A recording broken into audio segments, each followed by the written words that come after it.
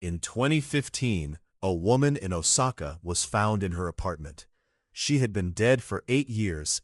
Nobody had noticed. Not a neighbor, not a landlord, not once. Her rent kept getting paid automatically, month after month. Kodo kushi, lonely death. But this isn't just a Japan problem. There's a number attached to this, and it will change how you see your own life. In 2010, a researcher named Julianne Holt-Lundstad pulled together data from 148 studies, over 300,000 people, looking not at mood, but at mortality. The result made headlines everywhere. Weak social connection increased the risk of death by 29%.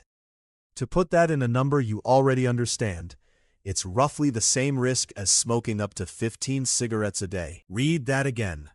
Being alone can be statistically as dangerous as a pack of cigarettes. And unlike smoking, nobody puts a warning label on it. But that was only the surface.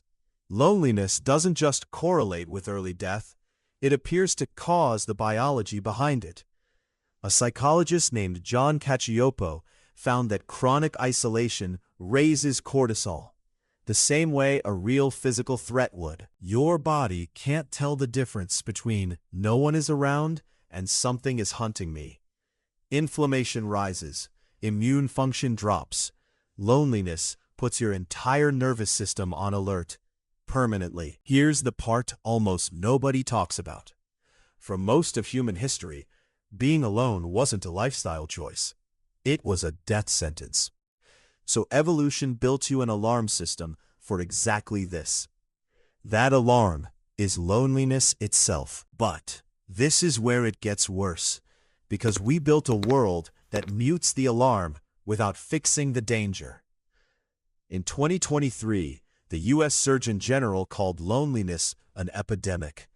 The average American's number of close friends has been quietly shrinking for decades. In 1990, most people said they had at least 6 close friends.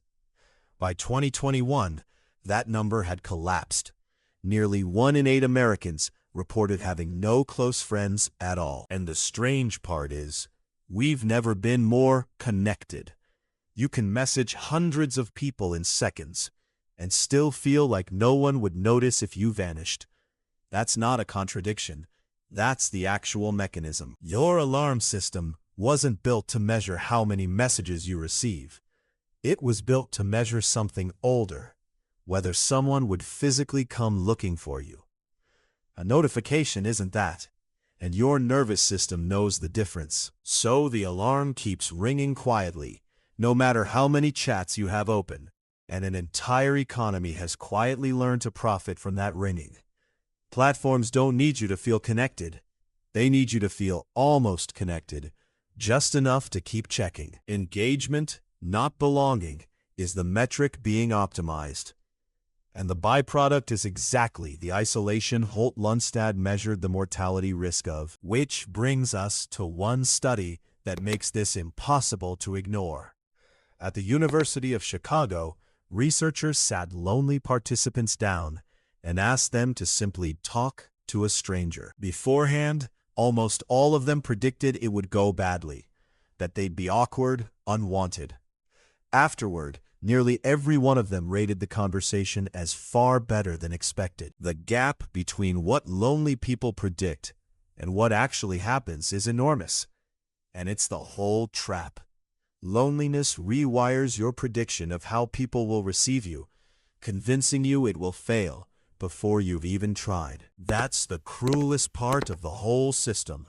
The exact state that raises your risk of dying early is the same state that convinces you connection isn't worth the risk. So, where does that leave you?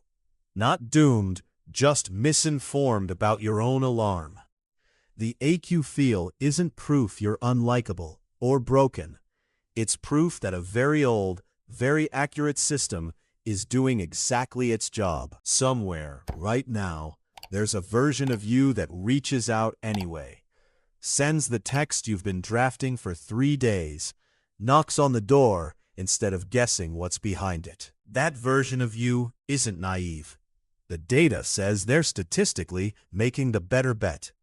The woman in that apartment in Osaka didn't choose 8 years of silence.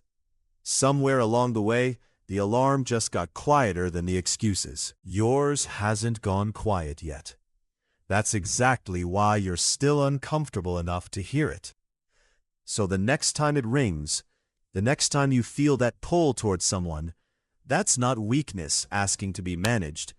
That's biology, buying you more time than you think.